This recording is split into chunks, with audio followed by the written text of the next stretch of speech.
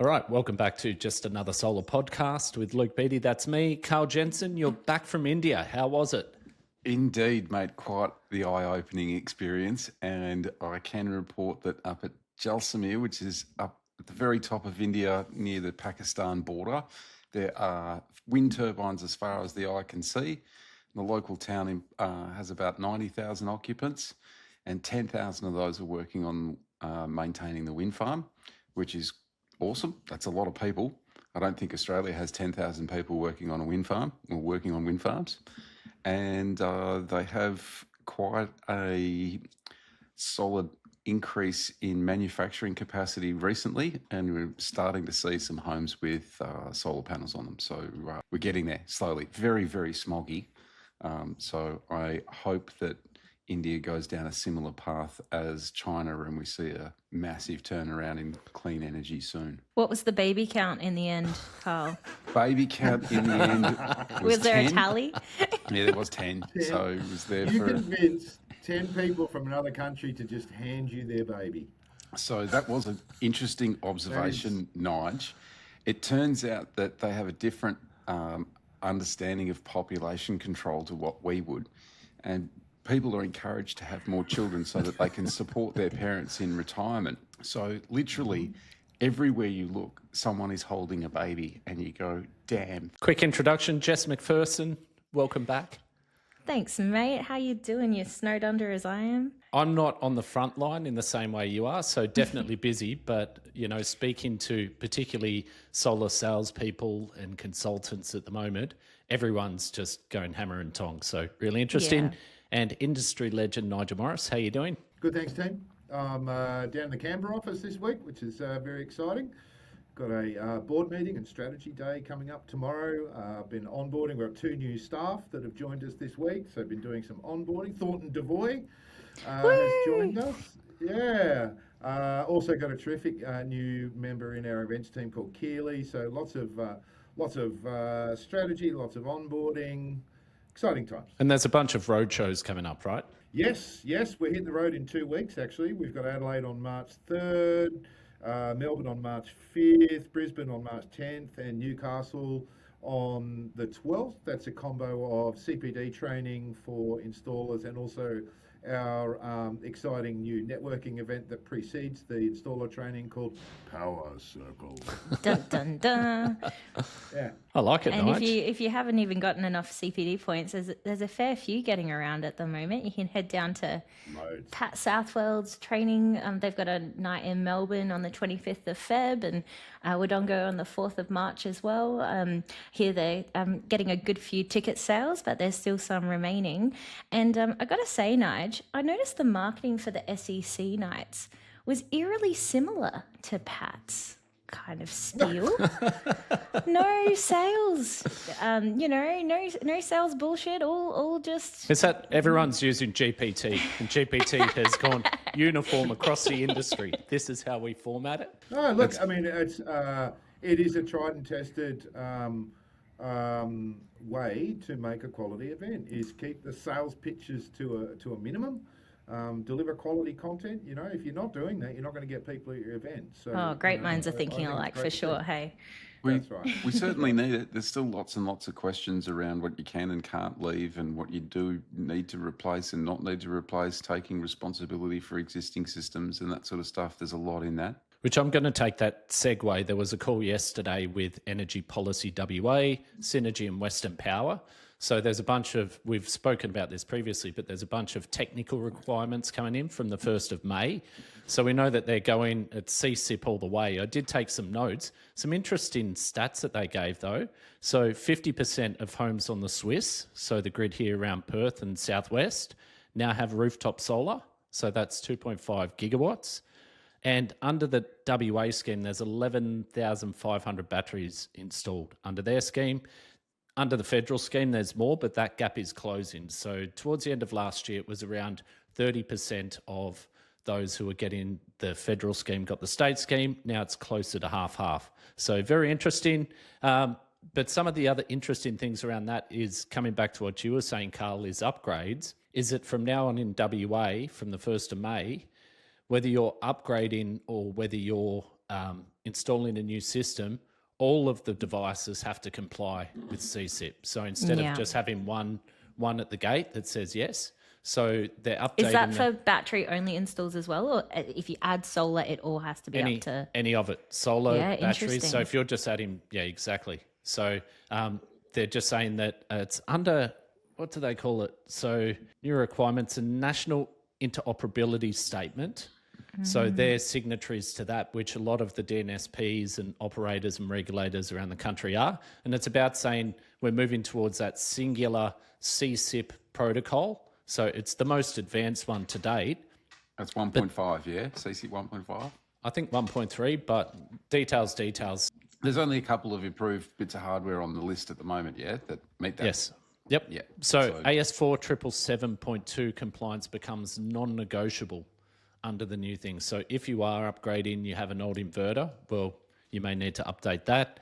And ultimately, they're selling this as a good thing because it means we can install bigger systems. From then in WA, on single phase, you can install up to 30 kVA, but it's not in a single device. That's across all of the devices. So if you have an inverter, if you have a battery with an inverter and any other devices with inverters, it can be up to and including 30 kVA. So they're simplifying that instead of knocking back based on existing inverters. So if you put a 20 kilowatt hour battery in, that's considered 20 kVA? No, it's the inverter. It'd be on the inverter. On the inverter. The inverter on the Yes. battery. Yep. Okay, And if you're okay, talking okay. single phase anyway, most like there's pretty few options that are going to be more than 10. But if you had multiple 10 kVA inverters and each of them had some batteries on them, for example, that's awesome. That's pretty cool. Yeah, so that's Especially- also three-phase sites at 30 kVA for homes, which is good. Obviously, a lot easier to manage on the three-phase. With the 30 kVA on a single phase must be generation limited to 15 kVA.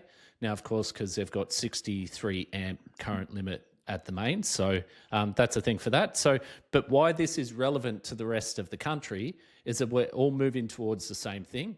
Typically, it's been Sapin leading the pack. But what we're seeing in WA, big push towards VPP. So they're also revising all the offerings, which they already have a very generous one under the WA scheme. Best one in the country. Best one in the country and a high uptake versus the eastern states. But we're going to see a bigger and bigger push towards, number one, the networks are all going to be going to this model or a similar model where everything has to comply under the CSIP protocols, because the importance of that is as requirements evolve and improve, it gives them an interface to be able to manage that with legacy systems as well. Anyway, little bit, so that's where the relevance is for everyone else. Now, one of the other more technical things, Nige, the AEMC have announced a draft review of electricity pricing reforms, and they've got a thing about fixed network charges. What's your take? Yeah, look, we came out swinging on this one, actually, and had a big session for our senior members prior to a broader release, and actually encouraged a lot of companies who then followed up and put submissions in on this topic.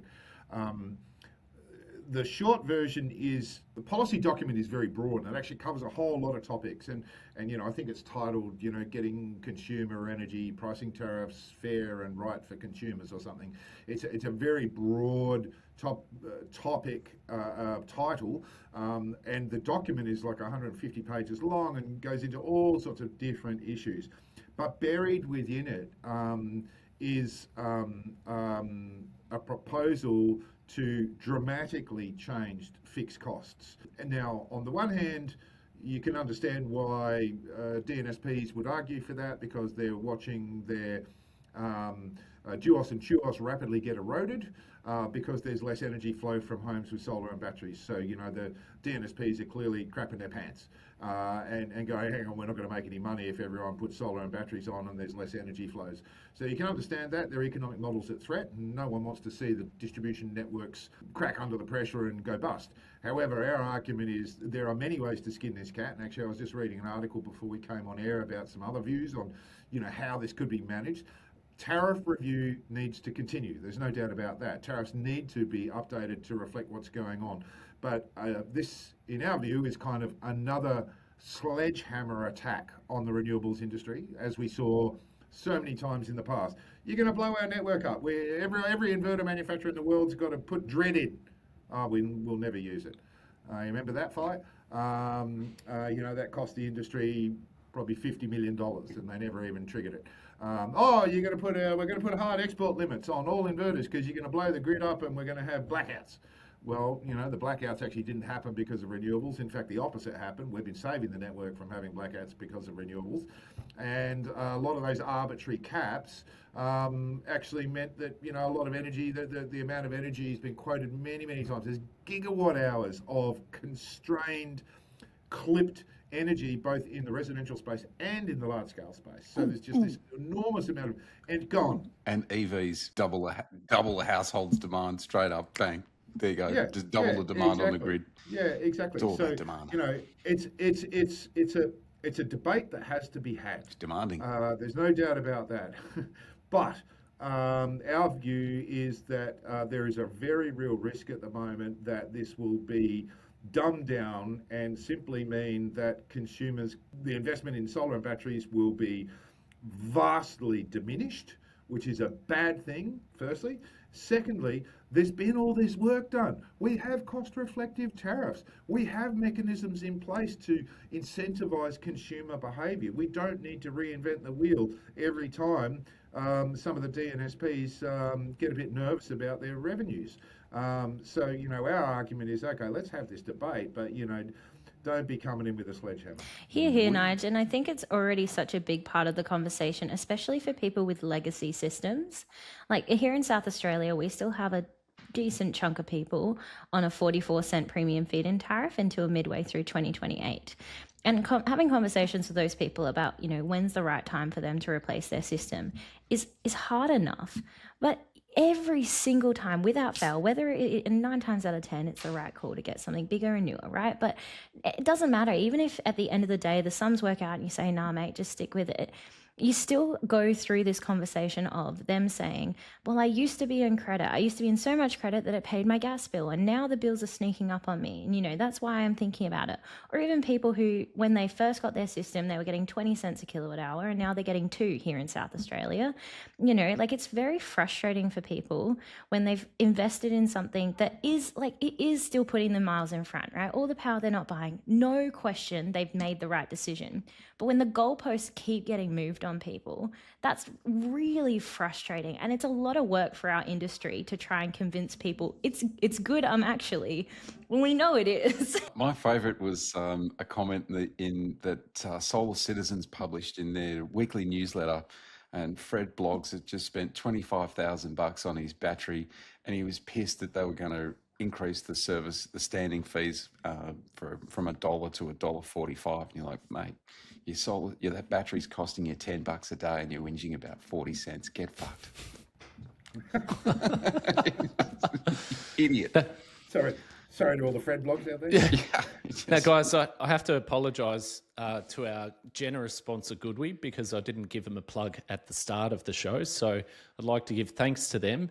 And they've brought back the Goodwe Rewards platform. So if you install a 5 or 8 kilowatt hour module or 30 or 60 kilowatt hour unit, then record, submit and claim your rewards at goodwerewards.com.au. But just another shout out to them. Thank you for your generous support and for what you're doing in the industry. I saw they're also sponsoring Southwell Solar Training's installer nights. So very generous that they're giving back into the industry. And one of the other mentions I wanted to make, which was in my previous notes, which I jot on every piece of paper I see regarding the podcast, is Michael Block, who was Carl and Energy Matters guy from early in the day. Indeed. Went Very across sad. to Solar Quotes, has passed away.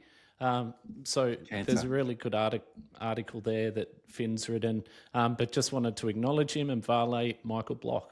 Here. Yeah, here. Do we want to get into something spicy?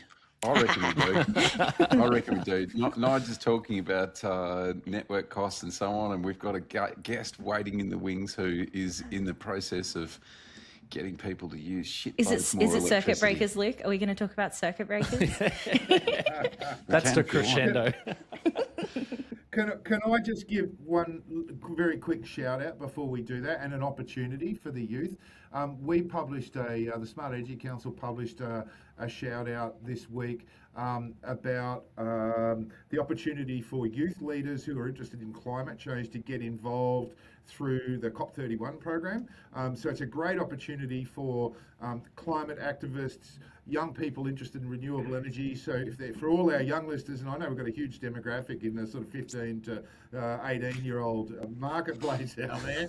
But, if you know young people, if listeners know young people who are active in that space, please put them in touch. We'll help them connect. We've got one on the podcast, Nige. No, I'm not 18. I'll tell you Jess that of for the free. TikToks. Oh, it's true. Vote one, Jess. Is there a vote? Yeah, there was two other quick things I wanted to say. So Maxian, aka SunPower, and ACO have ended their solar patent dispute over the back contact technology. This has been going in the background, and the repercussions of this is that the ABC, all back contact, and the old IBC, which were the SunPower Maxian cells, there's a fair dispute there, and we know that there's been a movement towards ABC cells, so not just with ACO. I think there's a lot of licensing going on. So that's now a licensing deal between ACO and Maxian. So back to regular programming. And the other thing I wanted to mention was Solar and Storage Live is on mid next month, 18th and 19th of March in Brisbane. And I'll be there on a panel with Warwick Johnston. And I think Stephanie Bashir as well. So Speaking nice. of panels, how good's the new 48 cell 475 Jinko? You can run 18 panels on a 600 volt single phase inverter in one string. Wow. That's awesome. Thanks, That's Jinko. well tuned to the market, isn't it? That's amazing.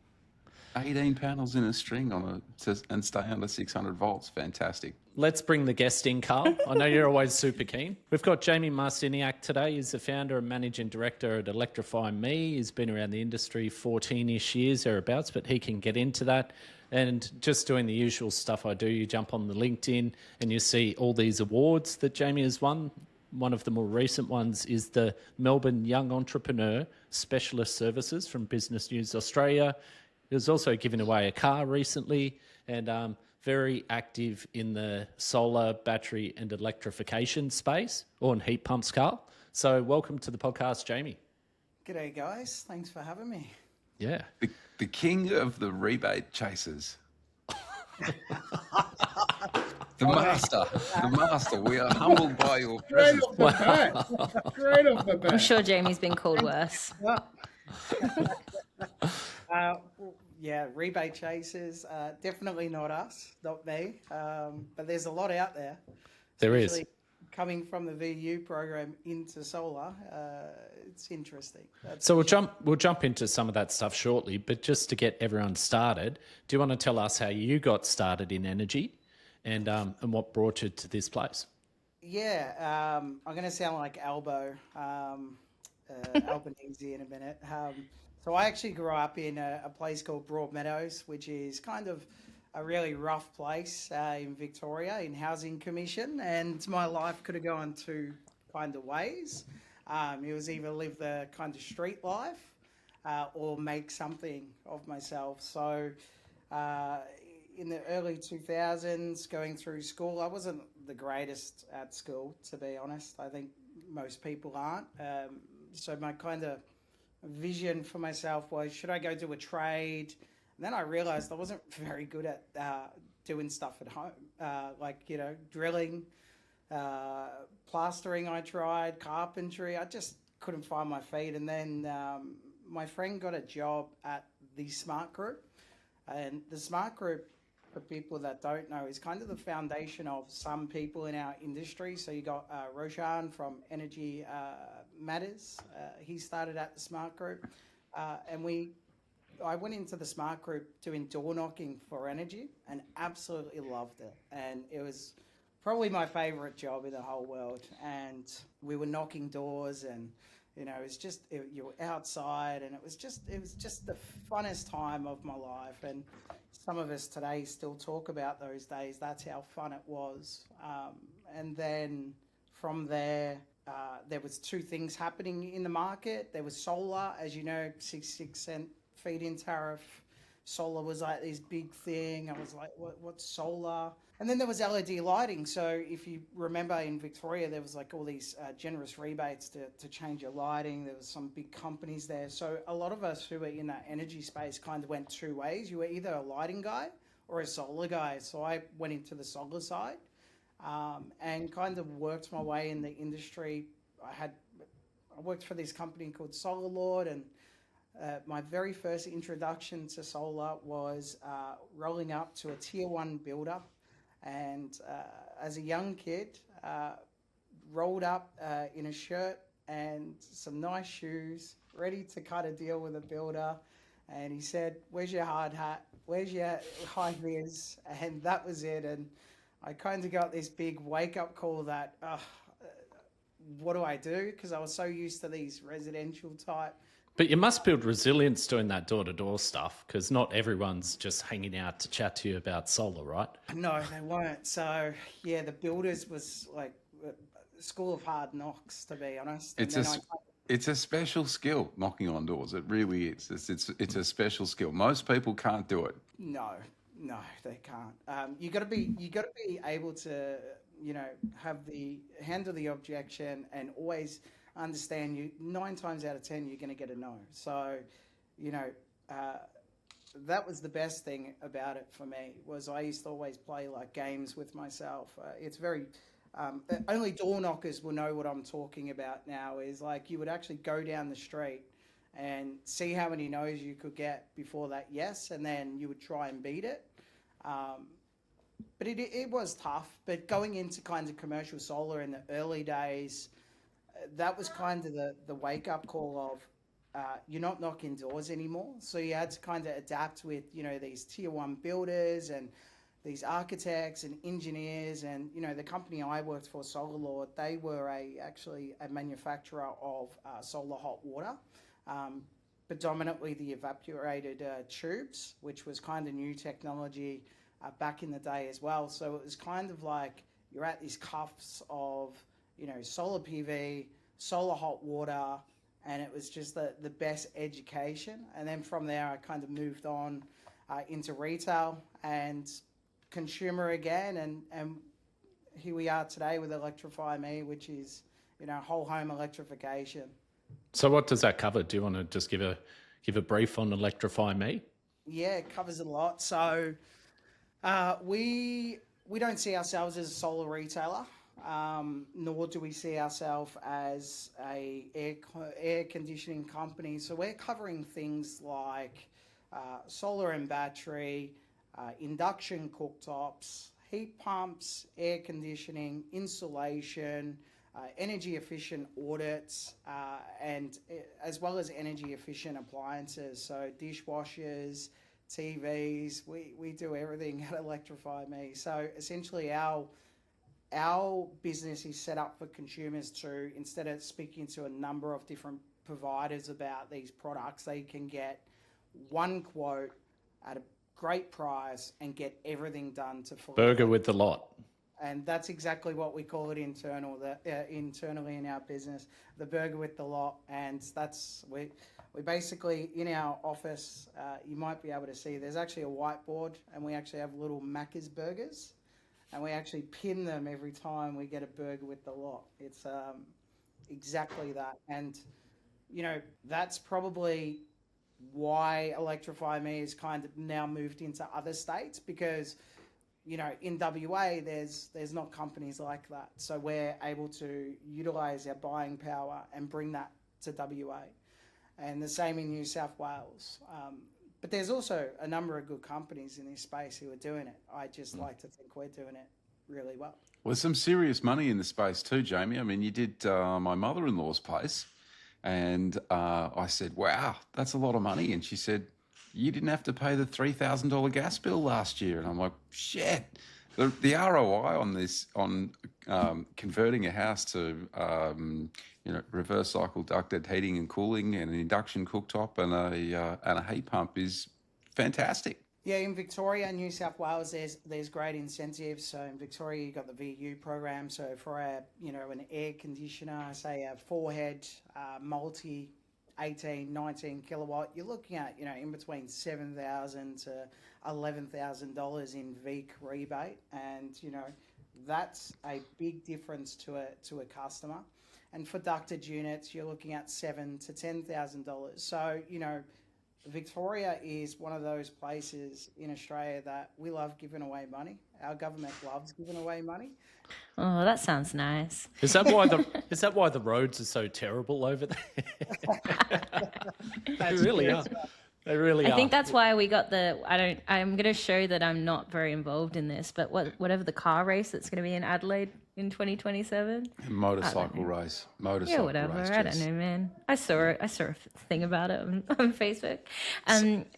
Jamie, what do you think your biggest demographic is? Do you find that like you have a lot of inquiries in one area that maybe are more successful, or do you feel like there's a certain niche of people or house type, or what do you feel like's your like gold? Look, it's a great question. Being in obviously residential space, we get a lot of different demographic and age types coming through, but it's probably the consumers that are about to retire. They are the most fearful because their gas bills are increasing, and they've got solar, they've got a battery now, and now they're very concerned about their gas bill. And yeah, the ongoing costs in general, right? Yeah.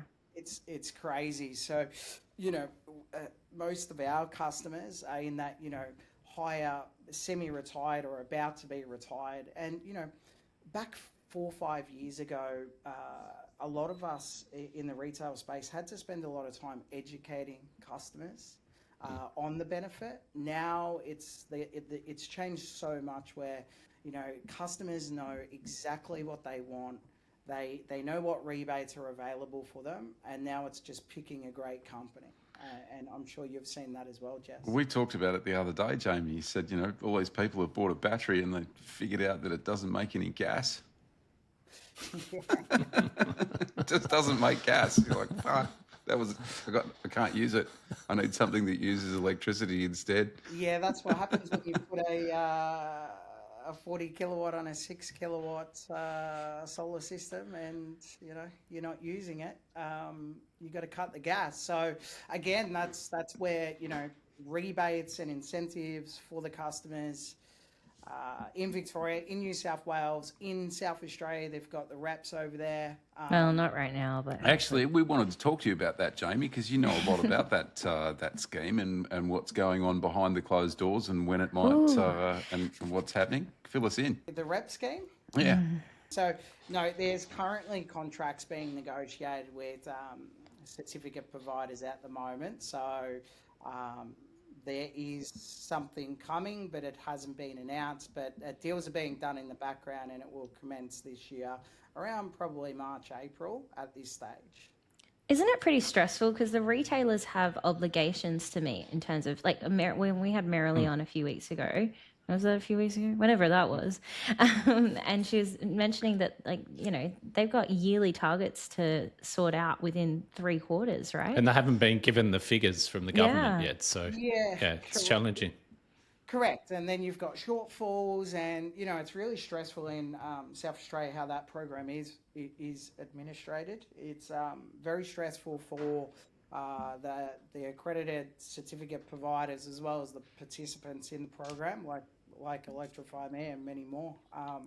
We don't know where it's going to go. It's kind of up in the air, but hopefully it gets figured out soon, and the retailers, including ourselves, can get to work and get some stuff done. Because you're juggling multiple schemes in multiple states, right? So you mentioned the VEU, you've got IPART in New South Wales, and administering that one, and reps. Not enough acronyms, you guys. I think we should throw a couple more. Not to mention, just installing solar in Victoria in the last 18 months has been very interesting across the different networks, and having to get all the testing done for backstop and that sort of thing. So you couldn't throw many more curveballs at the industry, and for someone sitting across different states as well and different schemes and different requirements, it's a massive appetite for stress. Look, we're very lucky in Victoria in that Lily D'Ambrosio has said that Solar Victoria and the VEU scheme have basically got an unlimited budget, if we spend it, they'll find the money to pay for it, as opposed to the REP scheme, which is paid for by polluters more directly. And once they've met their target, that's it. The funding stops. So Jamie did really well at the end of last year in that the person that he was doing business with still had available capacity, whereas everybody else had run out. So he was the only one that could claim the certificates for them. It's all about who you know, right? Well, yeah, but it is hard with all the schemes, right? And it's like there is so many good solar businesses. Like we know them and we love them, and they do so much good things in the solar space. And that's why we want more people to join the VU programs, the IPART programs, because that is missed opportunity for those solar businesses. But also we, just like solar going through 5, 6, 7 years ago where the industry had to be cleaned up, that's currently what we're all trying to do in these other programs, is kind of get rid of the bad eggs in it. And IPART has done some fines, and VU have done many suspensions at the moment, and Solar Victoria. So we want more good players coming in because there is a demand. All ships rise with the tide. Jamie, we were talking about the other day, there's a couple that have recently gone broke, and one owing the tax department more than $1 million. Who was fill us in? Well, yeah, it's all available online, but look, this is what happens when you grow too fast, and we know cash is king, particularly in solar and batteries. A lot of solar companies now are struggling for cash flow, and wholesalers are starting to feel that when terms need to be extended. And it's the same in the spaces we operate in as well. Is cash is king, and if you are jumping from product to product without having a proper business plan, or you're going in too cheap and not selling, or you've got warranty claims and you're not doing your jobs properly, you're going to be in the dust. And like you said, Carl, there's 2 that are currently in administration, and that's knowledge. And then there's a couple of tax debts out there, and we've just seen today, Carl, which I haven't called you about, is a large heat pump manufacturer who came in 2 years ago. Rhymes with SMICE. Yeah. 2 years ago, hit the ground running, is also currently going into, not administration, but there is an application for wind up. So hopefully they can clear that and get that out. But yeah, Were they one of the volume players at the time? Both of the companies who went into liquidation, and the third who's got a big debt, they are volume players. And the issue with that is not managing your cash flow. When you do volume, you have to look at, are you going to get a callback with service and warranty down the track, particularly with air conditioning? Hot water. What a nightmare when people don't have hot water. Yeah, it is, but hot water's less. There is some good products out there. That the hot water back 3, 4, 5 years ago, the quality was not there, just like in solar. But moving forward, you fast forward now, the technology's at a great point, and there's some great operators from a manufacturing standpoint. But it's all about putting that money away for your warranties. If you're doing air conditioning, have some money away, because you're going to get called out in a year or two to regas a system. And, you're doing a kilogram of gas works out to be about $200. So you need 7 to 8 kilograms a unit. So you can lose your margin pretty fast. So moving on from that, the next question, are some installers chasing volume at the expense of quality? Well, this is a touchy one for me. You don't have to name names. You can be vague. Not me. Something litigation. No, like something. Like it's just a general question. Yeah, look, I think we try, obviously, when you get to a certain point in your business, you've got overhead, you've got to meet. And as we know, Victoria is probably the most painful state in the whole of Australia. We've got third-party inspections, which is the best thing, but then you've also got those delays in payment. So we do a customer's battery today. We're not seeing that money for 6 to 8 weeks. The inspections are getting drawn out. So without meeting volume, some retailers are not able to pay their bills. And that's probably a big thing to note. So they have to continue doing the volume. And they will, we're seeing retailers do it now. Sell, we've got these rebates, remove them. We've got a $20,000 battery, $30,000 battery. You don't need to sell a 40 kilowatt system for $4,000, guys. Provide additional service to your customers. That's kind of, why people are compromising the quality and just driving volume is they just want to move boxes, and they're not going to be here. We know that. We know who they are. Yeah, look, I've talked about it before. Even I still think AC coupled is a cop-out. And whilst there was an article on solar quotes and Jess and I argued about it. And we'll argue more, I'm sure. Yeah, I'm look, sure. we'll keep arguing because at the end of the day, having different hardware from different providers, as we've just seen in WA, it is very, very hard to make multiple different pieces of hardware work in those scenarios. And Kat's It's not though. Like it's really, I think it's so situational. I think the point of the article, not to take us too off topic here, but is that we should be putting the right thing on the right house. And a DC coupled system is not the right thing for every house. It just isn't. Like there's plenty of times where people want that, and that's fine too. If they've got a good reason to want to rip everything out that's, pretty brand new, and fine. But most people, like if they've got good kit, you don't want to throw it out with the bathwater just because there's opportunities around to sell a 5 kilowatt inverter with 50 kilowatt hours of storage for $6,000 or whatever. I'm hamstrung by my system, and I spoke to Matt Wright at Pure Electric today, and he said, "You think you're hamstrung? I've got 3 10 kilowatt solar edge inverters on my roof. I'm buggered. Can't do anything else but AC coupled, or take off 90 panels off his roof. It's too hard." So yeah, I get it. There are scenarios where, but old mate down the road with a 5-year-old, 10-year-old inverter, putting in an AC coupled thing when we can plug the panels into the hybrid inverter, that's just bullshit. Okay. Now, on that note, we're going to throw to a message from our sponsors. Hey solar retailers, the GoodWe Rewards platform is back with $20 million in rewards available for you.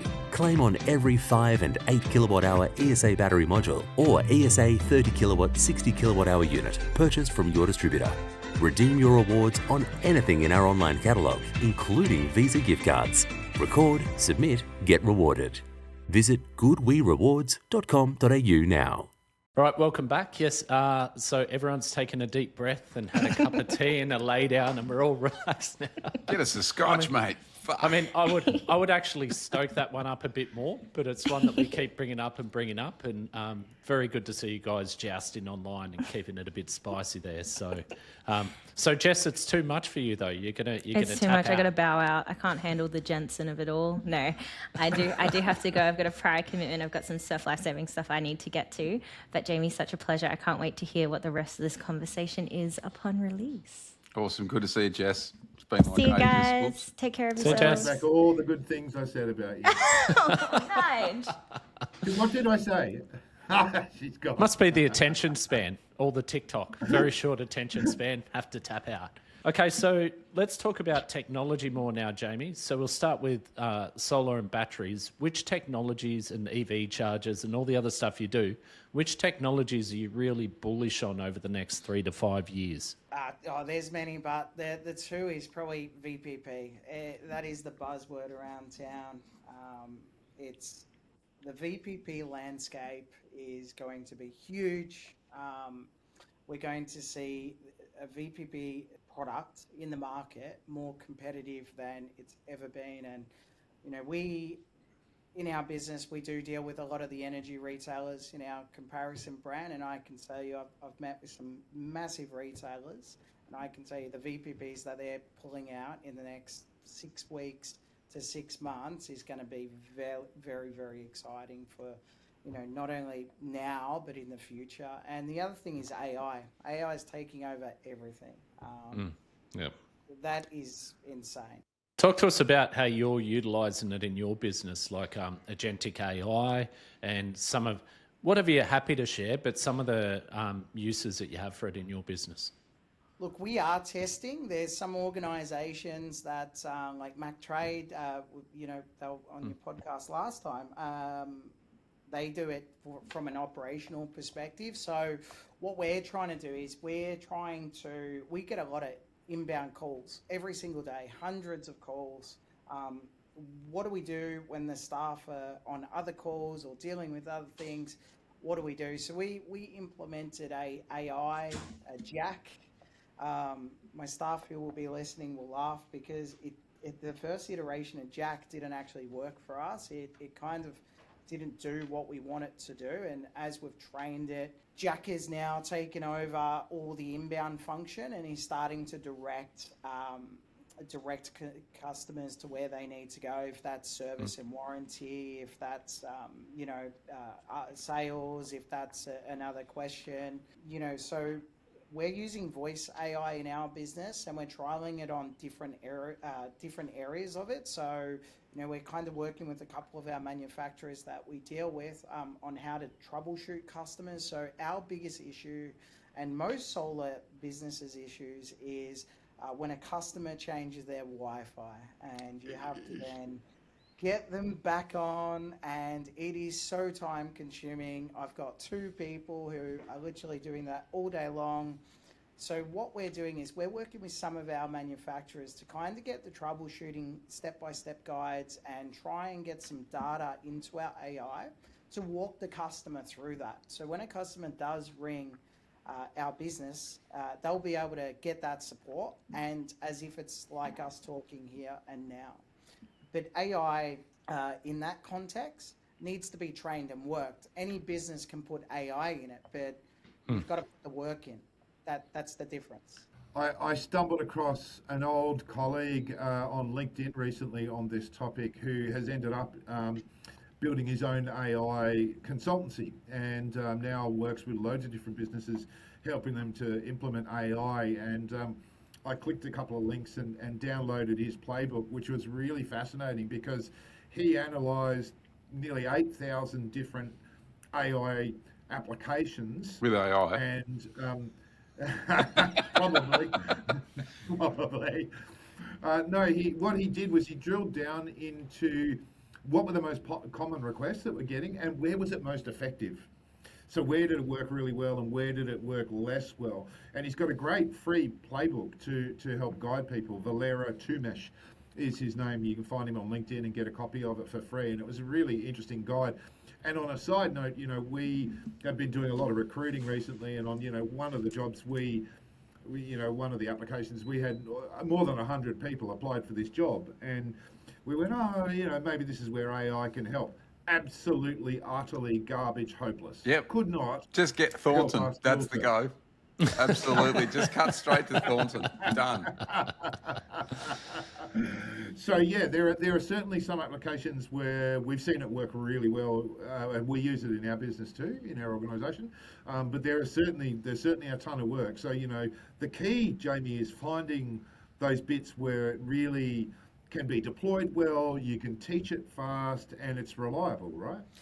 Oh yeah, you've got to see where the need is. So if you're an installer out in the field and you're trying to do your own installs, you can have an AI answering service, and that is getting a touch point to a potential customer. And if you are a retailer, you can implement these types of AIs. There's so many different AI pieces you can put in. I seen, it's funny, Nigel, you mentioned that before. I actually seen on TikTok, funny enough, this whole AI workflow, and it had 20 different AI components to it, and it was, Bob is scraping data from one website and putting it to Jill in a call flow, and then Peter over there is doing a EDM to them, and then it's going to their LinkedIn, and it's so crazy how first was ChatGPT, and we see this every day, everyone writing emails with ChatGPT, and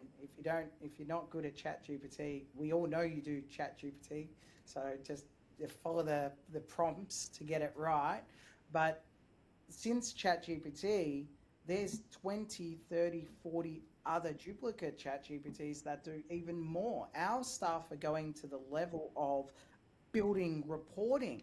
So we're able to grab all of our data for our service or our install reports, or which products are we selling the most out of, which products do we need to speak to the manufacturer about because they're not working for our business, or what are the downfalls, and we're throwing it into AI, and AI is giving us real-time data and we're making decisions on it. That is the best part about it. Our sales guys have playbooks when they're speaking to customers, and it answers everything for them. So our staff are trained as if they've been in solar just as long as all of us here. We got a new starter who started 2 weeks ago with his playbook and his cheat sheets. It's made it so much easier to train him up on the complexities of solar, air conditioning, heat pump. And one that I'd like to note, I read it this week, I haven't verified it, but I think it was one of the executives at Spotify said that their coders hadn't done coding for about 3 months because they're utilising, I think it's Claude Code Opus. And that's one that keeps coming up when you speak to OEMs who have software monitoring platforms, control platforms, and their programmers. A lot of the grunt work is being done by things like Claude Code now. Now, it needs human oversight and vetting in what it spits out, but it saves literally hundreds of man hours in terms of the grunt work if you had someone manually coding this stuff. So that's one other application, not as relevant to you, but certainly around websites and any other platform that companies are developing. It's going forward so quick. I saw the other day that in Shenzhen, they've just started what's effectively a UFC type tournament with humanoid robots. So if you have a bit of spare time, Google that and have a look at it. It's astounding. Look, there's a huge scope here, and home automation actually has the potential to save a lot more energy and make people's bills go down even more than batteries does. So if I have an automation that says if the house is cooler than it is outside and I want the house to be warmer, turn the aircon on, close the blinds, open the blinds, do all of that kind of stuff, I can make a really big difference. One of the guys I went to India with actually had ChatGPT write a script to interrogate his PowerPal via a phone so that he could import that data into Home Assistant and get a running dashboard without a smart meter for his GoodWe inverter. But also, Carl, a step beyond that, you don't set the parameters. You tell it you want it. This is my house. These are my appliances. Yeah. This is my generation, my storage. This is all the stuff I have. This is my retailer. This is my tariffs. Optimize all of the flow of all of these things that are under control to get the lowest bill. So it's not even manually someone saying these are the parameters. It's using the AI analyst, so another agent that will do a real-time assessment all the time. What's most optimal Assess for the you. weather to do this. Fantastic. Yeah, exactly. So in 5 years' time, Jamie, what will today's solar businesses regret not planning for, or electrification businesses? I think the electrification businesses are doing the right thing. They're doing everything, but probably 3 things. Solar businesses are going to regret not adding electrification products to their business, or not giving it the love and attention. We're so busy about solar and batteries at the moment that there's a lost revenue that you're missing. When we weren't doing solar in the down times, we actually found that there was a lot of scope of customers who wanted an aircon or wanted a heat pump and then wanted to do a battery down the track. Like, these are all missed opportunities. These consumers are wanting to get this equipment and into their hands, and they want a good, respectable business to do it for them. So solar retailers are definitely going to regret that. And I think electrification companies, there's not many of us, but if we talk about the ones who want to be an electrification company, who are operating in, VU going into solar, or IPART going into solar, you're going to regret selling so cheaply, because a lot can go wrong, and you've got to honour your warranties and the test of time. So I think they're going to regret not charging enough, and when the service and warranty issues come back later down the track, I think these companies won't be around, to be honest. So what you're referring to there, Jamie, things like a tiny refrigerant leak that leaks out $1,600 worth of gas. Manufacturer's not covering that, right? Absolutely not.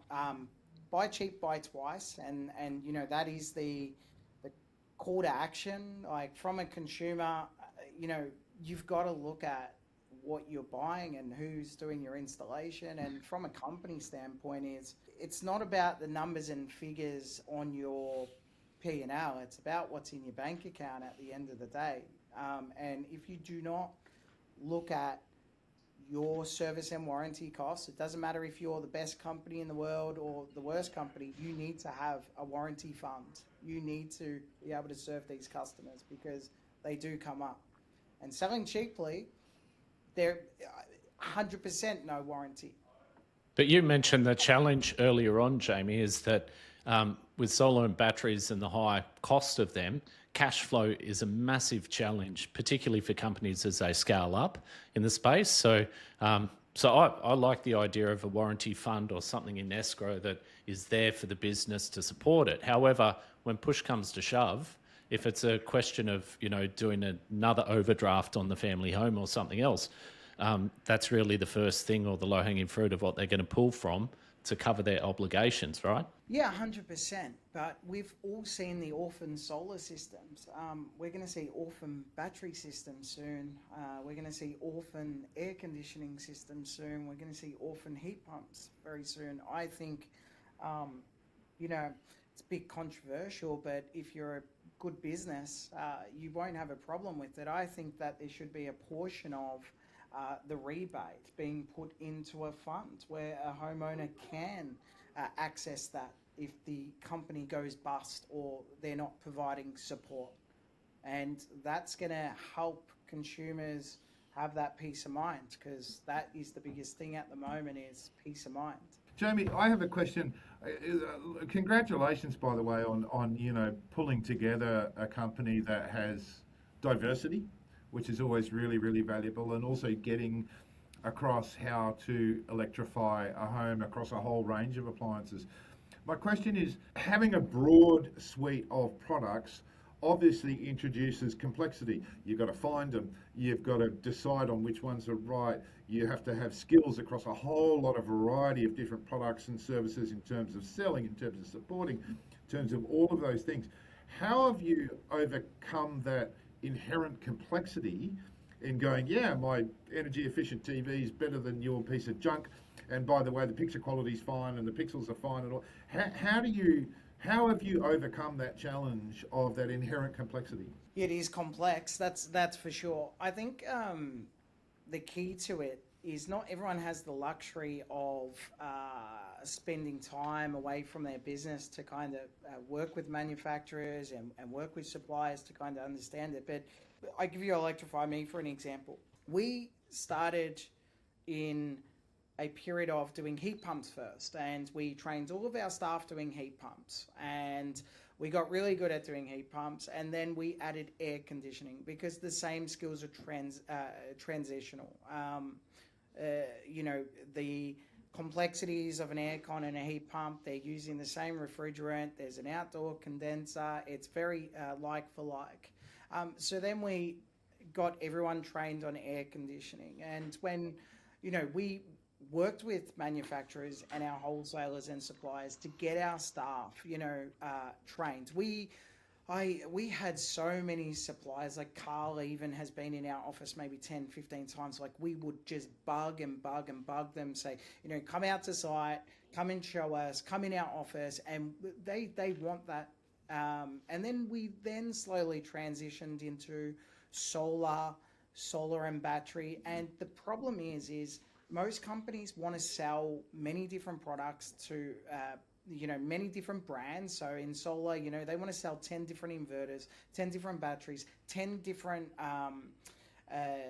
panels to just appease their clientele, because as a business owner or as a salesperson, we're so fearful that we're going to lose a deal. But in actual fact, if you streamline your products to only one or two and you get really good at them and you understand them and work with your manufacturers, you will actually find that it's not so complex. And that's how we've done it. And we only sell 2 batteries. We only sell 2 panels. Air conditioning is a little bit different. When we started, we only started with 2 air conditioning brands, and now we've got 10, but that's over a 2-year period. So it's taken the time to get there. There's also less risk because they typically have, a 2-year warranty, and a lot of those manufacturers are more established, as opposed to products that we're selling, with 10-year warranties plus. When it comes to solar panels, I don't know, we up to 50 years yet? I'm sure someone's going to offer it. But yeah, coming back to that thing, the risk of that, the 2-year warranty window for those consumer appliances, I've got all opinions on the length of warranty on solar products and the like, but just sticking with that, the risk isn't so great, right?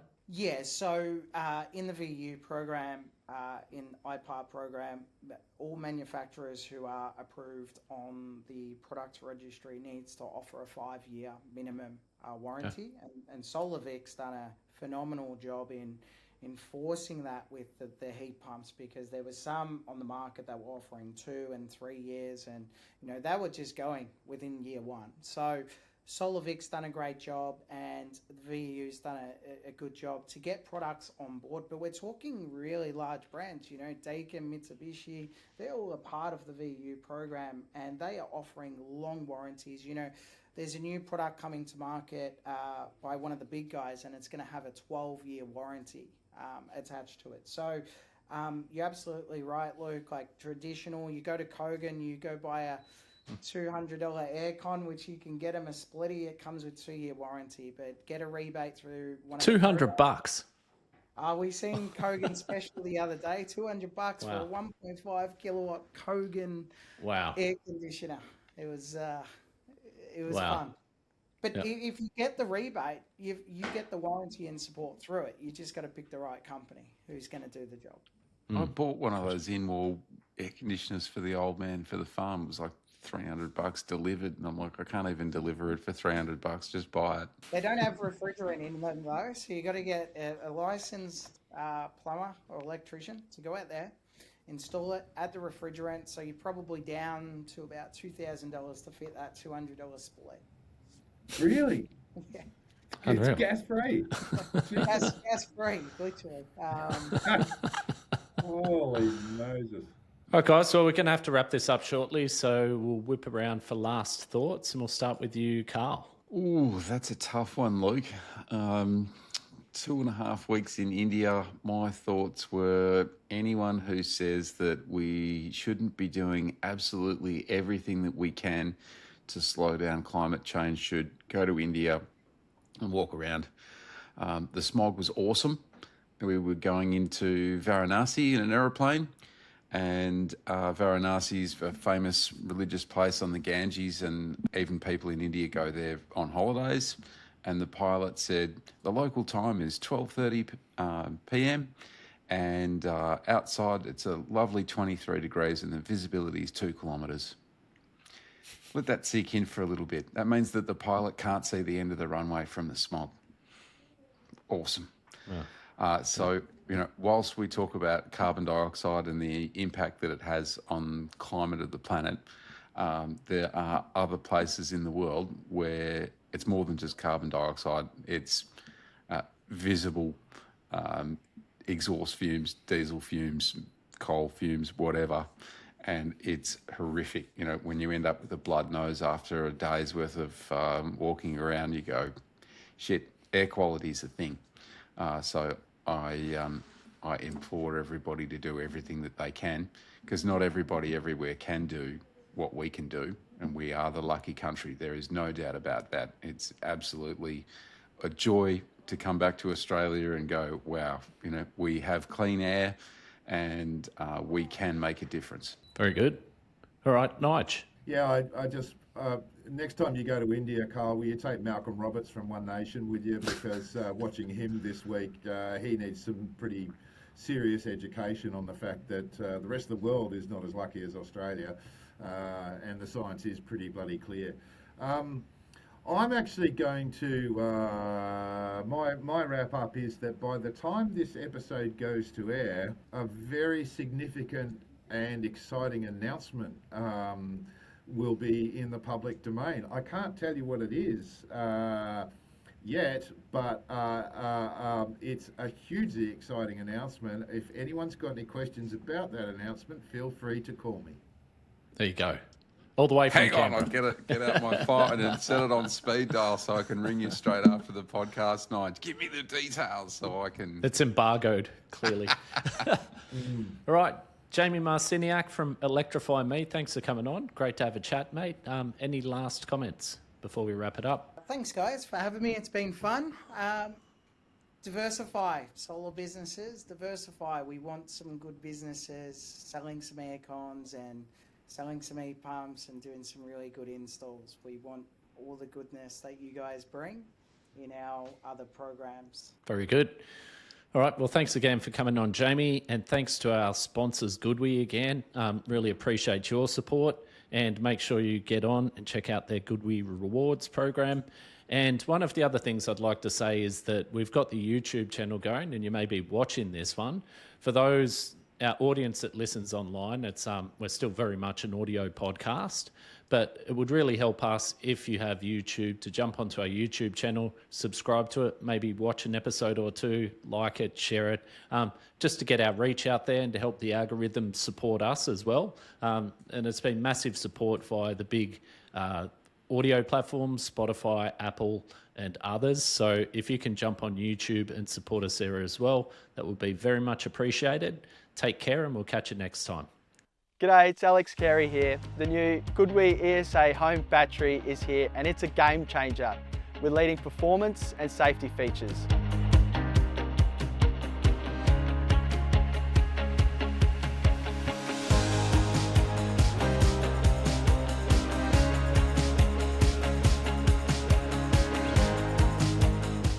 The Goodwe ESA series is available now. Visit goodwe.com.au for more information.